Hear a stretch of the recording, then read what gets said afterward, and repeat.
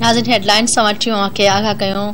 कोरंगी के मुख़्तलिफ़ इलाक़नि में हल्की ऐं तेज़ बरसात जो सिलसिलो जारी है। बरसात पवण बाद मौसम खुशगवार थी वई है, जॾहिं त गर्मीअ जो ज़ोर पिणु टुटी वियो आहे। इन हवाले सां असां सां वीडियो लिंक ते मौजूद आहे त TTV न्यूज़ जो रिपोर्टर निज़ाम भुट्टो। जी निज़ाम, ज़िले के मुख़्तलिफ़ इलाक़नि में अॼु सुबुह खां ई तेज़ ऐं हल्की बरसात जो सिलसिलो जारी आहे।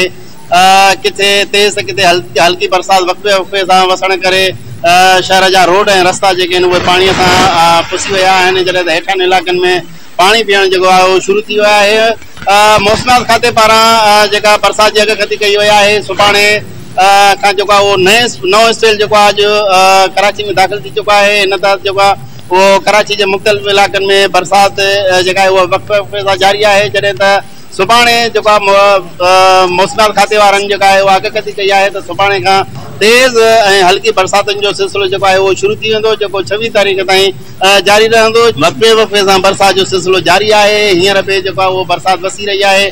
सुबुह जो बरसात जेका आहे उहा मुख़्तलिफ़ इलाक़नि पई हुई, जॾहिं त हींअर मंझंदि जे टाइम बि जेका आहे उहा बरसात जो सिलसिलो वरी हिकु दफ़ो ॿीहर शुरू थी चुको आहे। हिन वक़्तु बि जारी आहे।